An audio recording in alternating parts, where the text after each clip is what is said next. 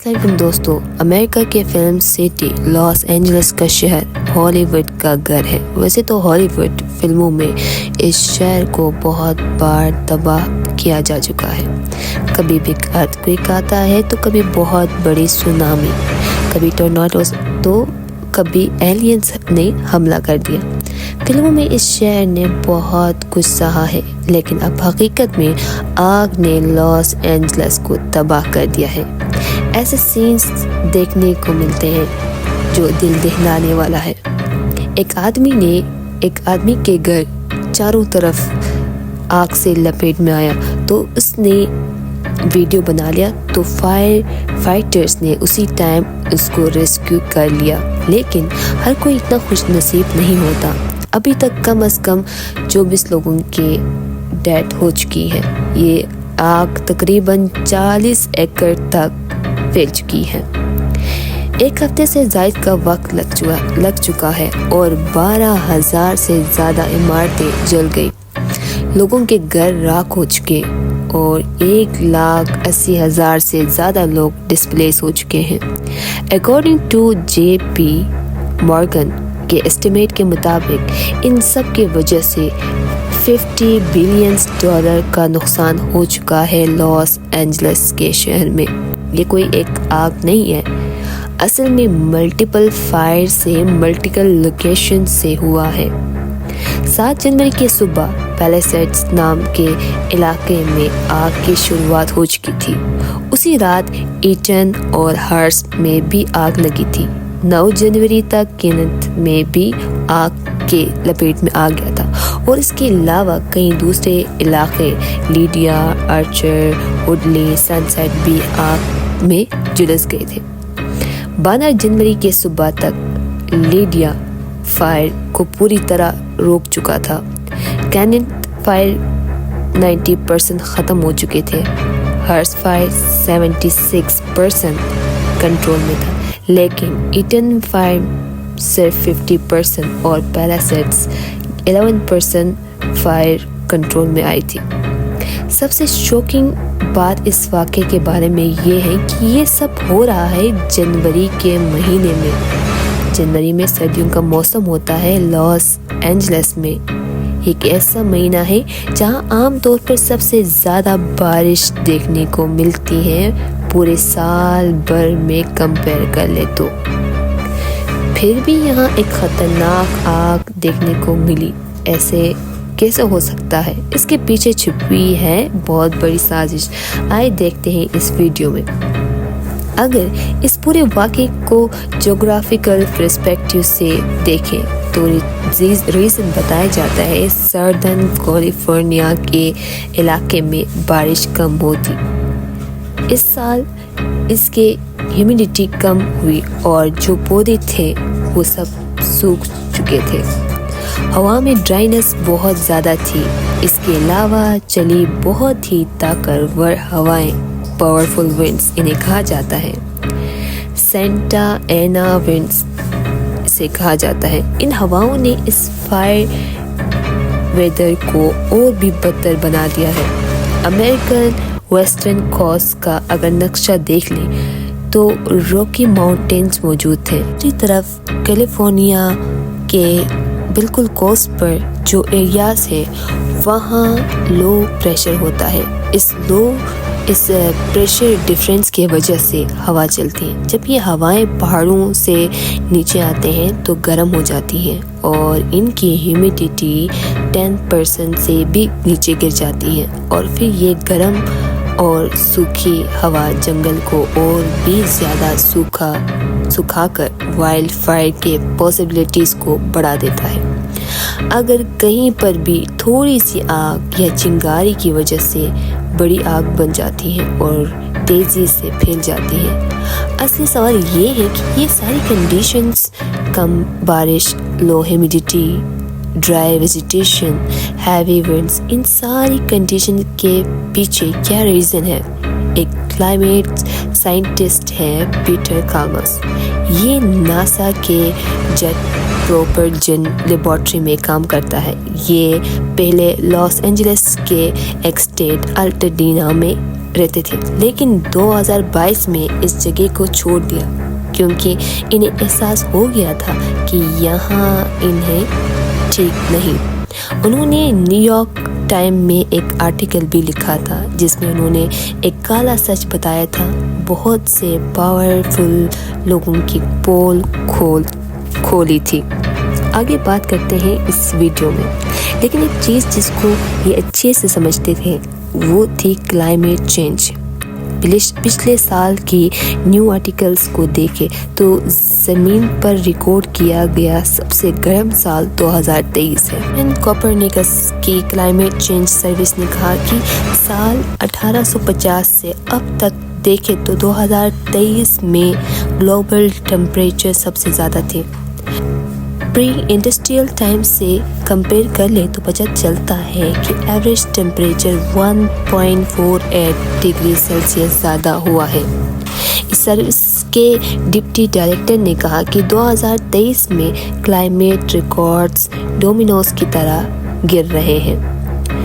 Climate scientist کے لیے یہ بات کوئی حیرانی والی بات نہیں، کیونکہ وہ پہلے سے ہی پریڈکٹ کر چکے تھے۔ 2023 سے پہلے ریکارڈ ہولڈر سال رہا تھا 2016، پھر 2023 نے 2016 کا ریکارڈ توڑا۔ یہ کوئی اچانک سے ہونے والی کوئی عجیب بات نہیں، بلکہ کلائمیٹ چینج کی ٹریجیکٹری تھی۔ دسمبر 2023 تک آتے آتے greenhouse gases level record high پہ تھے، global temperature record high, sea level rise record high, Antarctica میں سی آئس ریکارڈ لو۔ اسی مہینے میں یونائٹڈ نیشن کے اینول سمٹ بھی ہوئی، COP28۔ اس سمٹ پہ بڑی چرچا ہوئی فوسل فیولز کے بارے میں۔ انڈیا کے 12 سال کی کلائمیٹ ایکٹیوسٹ لیسپریا کنجونم اس ایونٹ میں سٹیج پر چڑھ گئی اور سٹیج پر چلا کر کہا کہ فوسل فیولز کو بند کرو، لیکن جب COP28 سبمٹ ہوئی تو پتہ چلا کہ جو فوسل فیولز سے ٹرانزیشن کرنے کا وعدہ تھا فی الحال تو جملہ ثابت ہوا۔ ڈیٹا نے دکھایا کہ کول آئل گیس کے ایمیشن 2024 میں کم ہونے کے بجائے 0.8% زیادہ ہو گیا ہے۔ اس کا مطلب کیا ہے؟ آرٹیکل میں دیکھیں تو 2024 نے 2023 کا ریکارڈ توڑا۔ 2024 کا سال اب تک کا سب سے گرم سال بن گیا۔ 2023 سے لے کر 10 اگست 2024 تک لگاتار 15 مہینے ٹیمپریچر ریکارڈ توڑے۔ ناسا سائنٹسٹ نے اسے انپریسیڈنٹڈ ہیٹ اسٹریک کہا۔ جو بھی ہو، پری انڈسٹریل لیول کے کمپیریزن میں ہمیں ٹیمپریچر کو 1 ڈگری سیلسیس سے اوپر نہیں جانے دینا چاہیے تھا، اور اگر ایسا ہو گیا تو بہت بڑی ڈیمیج دیکھنے کو ملے گا۔ آپ سوچ رہے ہوں گے کہ ہمیں کلائمیٹ چینج کے بارے میں کیوں بول رہی ہوں۔ سائنٹسٹ کے مطابق کلائمیٹ چینج کا رول ہو سکتا ہے لاس اینجلس کے آگ جلنے کا سبب۔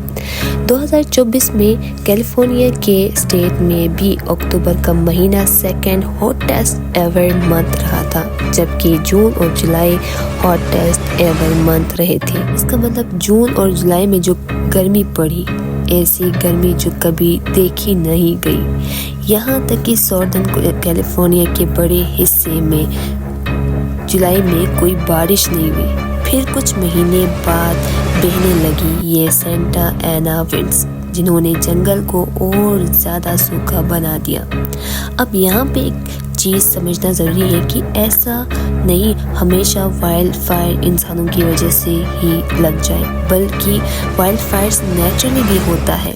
انفیکٹ کچھ ایسے ایکو سسٹم بھی ہیں، پلانٹس اینڈ اینیملز، جو ایوولو ہی اس طریقے سے ہوئے ہیں کہ ایکولوجیکل بیلنس کے لیے وہ پیریوڈکس فائر پر ڈیپینڈ کرتے ہیں، جیسے کہ کونیفر ٹریز، ان پر ایک تھک بار ہوتی ہے، یا پریریک گراس اپنا بایو ماس انڈر گراؤنڈ سٹور کرتی ہیں۔ کچھ پودے ایسے بھی ہوتے ہیں جو ہیٹ پر ڈیپینڈ ہوتی ہیں تاکہ ان کے سیڈز مٹی کے اندر جرمنیٹ کر سکیں۔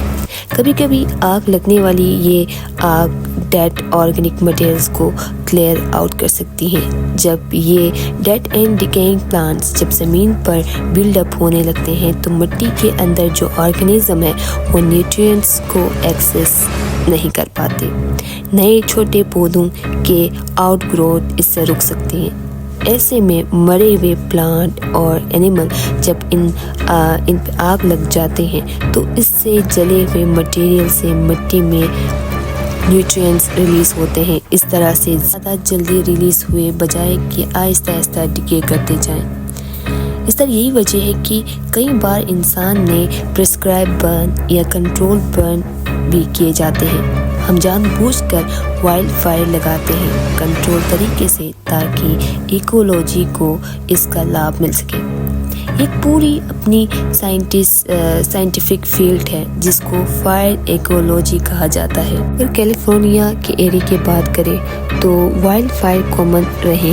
گرمیوں کے دوران ڈرائی ویدر کنڈیشن ہوتی ہیں اور ساتھ میں ہوا بھی چلتی ہے، اس لیے نارملی مئی جون سے لے کر اکتوبر کے مہینوں میں آگ لگ سکتے ہیں۔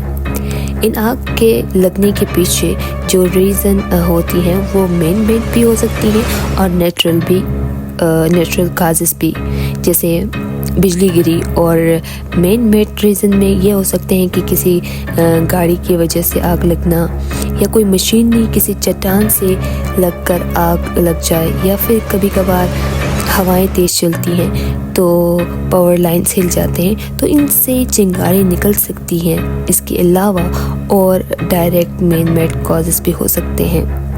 لوگ کیمپنگ کرنے جاتے ہیں، اپنی کیمپ فائر چلاتے ہیں اور اسے بجھانا بھول جاتے ہیں۔ امریکن نیشنل پارک سروس نے بتایا ہے کہ ان کے نیشن میں لگنے والی وائلڈ فائر میں سے 85% ایسے ہوتے ہیں جو کسی نہ کسی انسان کی وجہ سے ہوتا ہے۔ کیلیفورنیا اسٹیٹ میں 2022 کے آڈٹ نے کہا تھا کہ الیکٹریکل گریڈز میں بہت امپرومنٹ کی ضرورت ہے تاکہ وائلڈ فائرز کا رسک بہت کم ہو سکے۔ ابھی کا جو پہلے سائٹس میں آگ لگی اس کے پیچھے ریزن بتایا جاتا ہے کہ نیو ایئرز کے پٹاخے، ایگزیکٹ کازز ابھی انڈر انویسٹیگیشن ہے، لیکن فائرز کو یہاں پر ایک سسپیکٹ، یعنی فائر کریکرز کو یہاں ایک سسپیکٹ مانا جا رہا ہے۔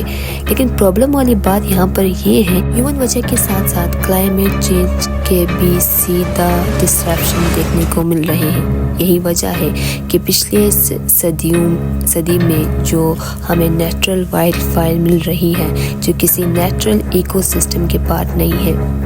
جس ٹائم پہ آگ لگی جنوری کے مہینے میں، جس انٹینسٹی سے لگی اور جتنا ڈیمیج انہوں نے کیا، اس بات سے یہ چیز صاف واضح ہے کہ اس کے روٹ کاز کلائمیٹ چینج ہے یہاں پر، اور آنے والی ٹائم میں حالات اور بھی بگڑنے والے ہیں۔ اگر ہم کیلیفورنیا فائر ڈپارٹمنٹ کا ڈیٹا دیکھیں، سب سے خطرناک وائلڈ فائر کون سی ہوئی، 10 ٹاپ کے لسٹ میں سے 8 وائلڈ فائرز ایسی ہیں جو 2017 سے لے کر 2024 کی ہیں، یعنی پچھلے کچھ سالوں کی ہی ہے۔ اس کا مطلب یہ ہے نہ صرف بہت سے وجہ صرف ہیومن نہیں بلکہ اوورآل کم بارش، ویجیٹیشن کا سوکھ جانا، زیادہ فلیمیبل ہونا، اور ان سب میں بھی ہیومن کاز کلائمیٹ چینج کا ڈائریکٹ انفلوئنس ہے۔ یہ بات ان کی گورنمنٹ کو سمجھ آئے یا نہ آئے، لیکن پیٹر جو ایک کلائمیٹ سائنٹسٹ ہے، ان کے لیے یہ صاف اشارہ تھا کہ سچویشن خراب ہوتی جا رہی ہے۔ پیٹر 2008 سے لاس اینجلس کے گاؤں الٹاڈینا میں رہ رہے تھے۔ وہ بتاتے ہیں کہ اس وقت یہ جگہ جنت ہوا کرتی تھی۔ ان کے گھر کے پیچھے پھلدار درخت ہوتے تھے جس سے وہ بہت فائدہ لیتے تھے۔ گرین پیرٹ کے جھنڈ چہچہا رہے ہوتے تھے، پرفیکٹ گرین لانس ہوتے تھے، لیکن زمین آہستہ آہستہ گرم ہوتی جا رہی تھی۔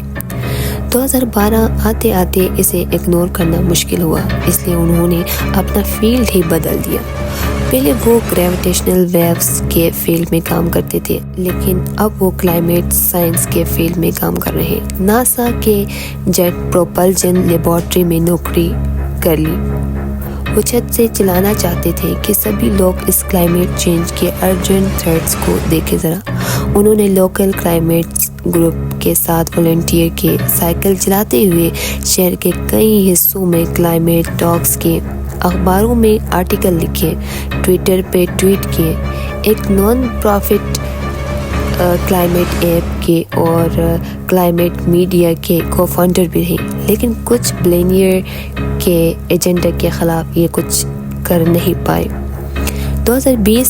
ستمبر 2020 میں ایک انٹینس ہیٹ ویو کے دوران پیٹر کو پہلی بار ہیٹ ایکسوشن محسوس ہوا۔ اگلے دن ہی ان کے ایریا میں کچھ مائلز بعد بہت بڑی آگ لگی جس کا نام رکھا گیا باب کیٹ فائر۔ وہ اپنی فیملیز کے ساتھ اگلے کچھ ہفتوں تک دھوئیں کے بادل سے گرے ہوئے تھے۔ پھیپھڑوں میں جلن ہو رہی تھی اور ان کی انگلیوں میں ایک کانسٹنٹ ٹیگلنگ ہو رہی تھی۔ ان کو یہ اندیشہ ہوا تھا کہ ایک دن ان کی نیبرہڈ میں بھی کسی دن خطرناک فائر کا حصہ بن سکتا ہے۔ اسی دن اس نے فیصلہ کیا کہ ہمیں یہ جگہ چھوڑ کے جانا پڑے گا۔ 2022 میں ان کے 5 کی نوکری لگی تو وہ شفٹ ہوئے دوسرے کنٹری میں۔ وہ کہتے تھے کہ انہیں اندیشہ تھا آگ کا، لیکن یہ آگ اتنی خطرناک ہوگی ایسا تو میں نے بھی نہیں سوچا تھا۔ خبروں میں انہیں دیکھنے کو ملا کہ ان کے کتے کے پیٹ ہاسپٹل جل گئے، وہ چرچ جہاں وہ جاتے تھے وہ جل گیا، اور کافی شاپ جہاں وہ اپنے دوستوں اور کلائمیٹ ایکٹیوسٹ سے ملتے تھے وہ جل گئے۔ ان کے پاس کے بنے میوزیم، گھر کے پاس جو میوزیم تھے وہ سب جل گئے۔ ان کے پرانے پڑوسی نے بتایا کہ ان کے پرانے گھر جہاں وہ پہلے رہتے تھے وہ بھی جل گیا۔ یہ سن کر پیٹر کے آنکھ میں آنسو آئے۔ پیٹر کہتے ہیں کہ اب کوئی جگہ صحیح سے محفوظ نہیں، جیسے آسٹریلیا میں بھی وائلڈ فائر دیکھنے کو ملتا ہے، دبئی میں بھی فلڈز آنے لگے ہیں۔ پیٹر کہتے ہیں جب تک ہمارے اندر غصہ نہیں ہوگا تب تک کچھ نہیں بدلے گا۔ غصہ تو آئے گا، اور جب آپ یہ سچ جانیں گے کہ نقصان کس کا ہو رہا ہے اور فائدہ کس کا ہو رہا ہے اور کس نے یہ سب کرایا ہے۔ پچھلے سال کے رپورٹ کو دیکھیں تو 2016 سے لے کر اب تک دنیا بھر میں جتنے بھی گرین ہاؤس گیس ایمیشنز دیکھنے کو ملے، اس کے 80% صرف 57 کمپنیز سے آئے ہیں۔ صرف 57 کمپنیز جو ذمہ دار ہیں جو دنیا میں ہو رہے ہیں زیادہ تر کلائمیٹ چینج کے پیچھے۔ یہ ہے ملٹیپل نیشنل کمپنیز، اور کمال کی بات تو یہ ہے کہ امریکہ میں ان پرائیویٹ جو کمپنیز سے پہلے سے ہی ان کو پتہ تھا، اور ان کی وجہ سے irreversible کلائمیٹ چینج دیکھنے کو ملے گا زمین میں۔ لیکن یہ جانتے ہوئے بھی ان کے کمپنیز کے CEOs اور لائرز اور لابسٹ نے غلط انفارمیشن شیئر کی۔ یہ میں نہیں کہہ رہی، بلکہ پیٹر کی باتیں ہیں۔